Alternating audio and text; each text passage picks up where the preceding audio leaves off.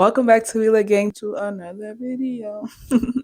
I hope you guys tuned into my last video and I hope y'all liked it. I hope y'all told y'all uncles, aunties, great mommies, great aunties, cousins, nieces, nephews, great grand uncle, step cousin, niece, sis, and aunties and uncles to tune into Taweelah's, bro. Make sure y'all like, comment, subscribe. Alrighty, y'all. So let's get into the topic at hand. And it's about struggling with your hijab.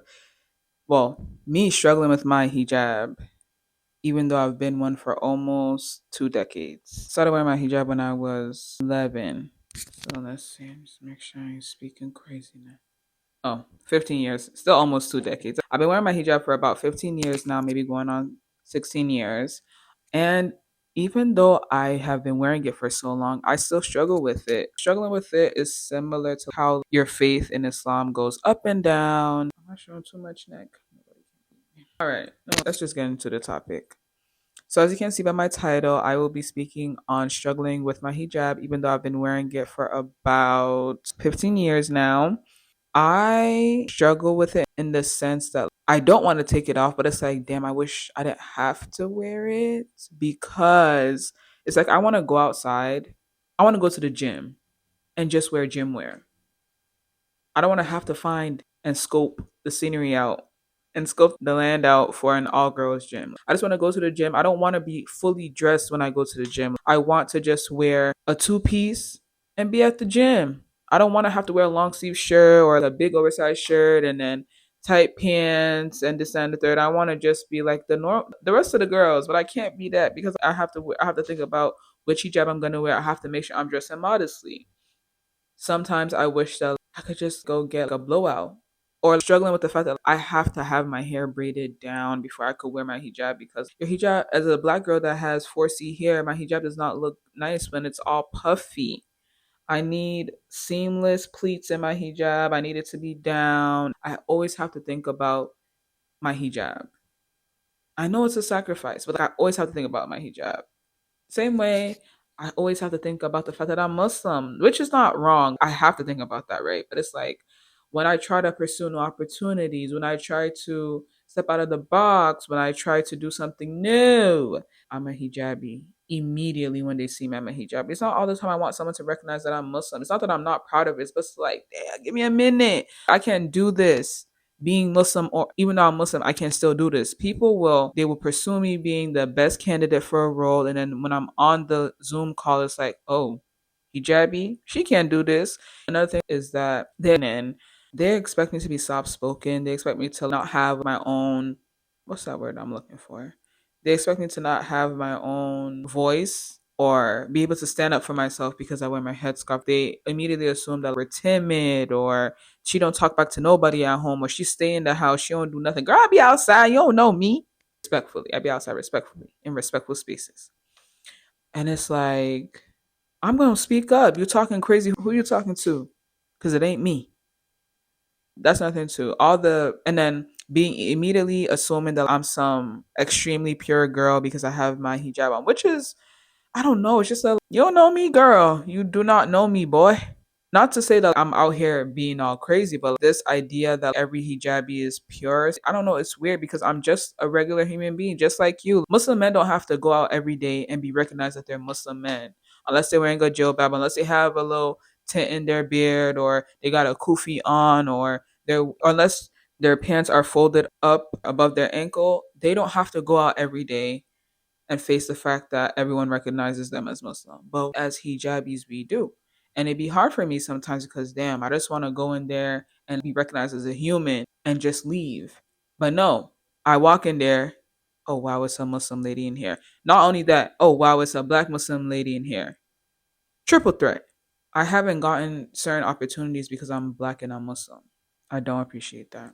But at the end of the day, I know that what is for me will be for me no matter what happens. I think that also with certain people, I don't have these struggles that I'm about to speak on. With certain people, just they don't have Muslim friends to encourage them to still have their hijab on, or they don't have Muslim friends that wear the hijab. So it's, why should I?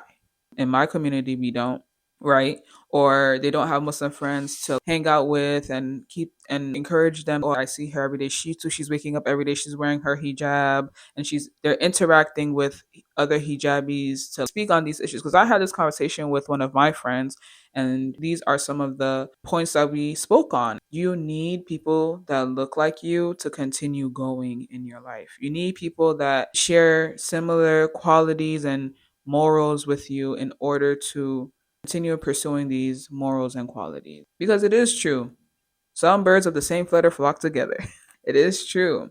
And then some people, they have these struggles and they just end up not wearing it. And I think that sometimes some people that take off their hijab, right, they immediately feel cast by their, or not supported by their community. But sometimes people that take off their headscarf don't give people the opportunity to support them because it's hard. I'm not going to lie. It's hard wearing your hijab every day. I've been doing this for 15 going on 16 years.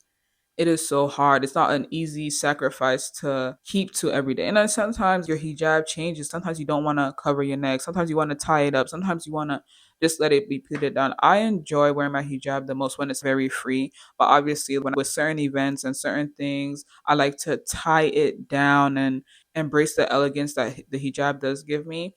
And for me, when I knew that I wanted to wear my hijab, it was really when I was learning the Quran and I came to Surah Al Ahzab and I saw that commandment from Allah to wear hijab every day. And I was like, oh, Lord, I'm going to do that.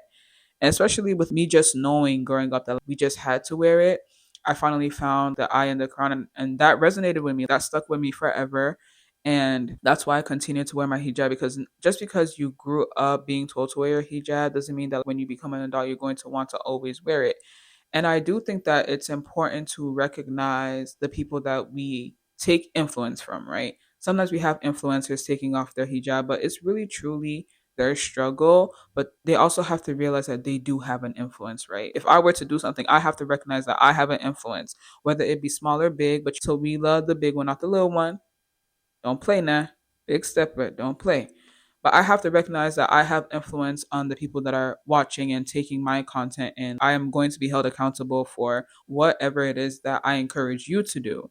But my message is always positive. Please do not do nothing negative. Stand on your boundaries, be who you want to be, and be who you are, and know your self worth. I think that sometimes influencers don't realize that and they're so confused why there's such outrage behind taking off their hijab. You done influence people for the past 10, 15 years, 20 years, 30 about you being a hijabi, and you took them through your whole life and you think that they don't have a parasocial relationship with you. They do. And now you done took it off. That's gonna encourage some of them to take it off, or it's gonna encourage some of them to even unfollow you and be confused because where is this coming from? And people love to say that, oh, it's not our business. It gets to a point. You did all of this and you talked about it. Now all of a sudden your hijab is what you don't want to speak on because you took it off. I feel as though you do owe the people that you took your hijab, that you decided to take your hijab off in front of, a little explanation. It don't got to be elaborate. It just did not resonate with me no more, and that's why I took it off, and you move on. Whether they want to still rock with you or whether they don't. And you can't really say that the people that decide to leave your platform do not rock with you, because you gave them this sense of reality and now it no longer exists for them. So it's now alternating their reality and they have to choose whether or not they want to support you. But I think that even with girls that take off the hijab, they deserve so much grace. And who are you to judge? However, especially when I feel as though like when it's like a regular person, it's completely different versus an influencer that has all this impact in this world and they take it off. Someone with 5 million followers and they've been a hijabi since they were at 100 followers, 5 million followers, and then you take off your hijab, they're going to be questioning you. They're going to be like, what happened? It's going to be a forever question, especially if you don't address it. And I think that like you take it off, but don't start talking down on it. You know, who am I? I'm nothing but Taweelah. Okay, but I know who I is. But I'm just Taweelah. But I think that that's some things that influencers or people with impact need to just ruminate on and like try to look at it from your supporters' point of view. Yeah, that's really much everything for me. But I'm learning to like embrace hijab in different ways, not be a black hijab warrior. I wear color, I wear prints, I love stepping out of the box. I love being the first to do something. Like I've been wearing printed hijabs. If we go bring up my Snapchats from when I was in college, even when I was in high school, I was wearing color. I was wearing big hijabs. Wait, what? Big earrings, big lashes, eyeliner. I never played, okay?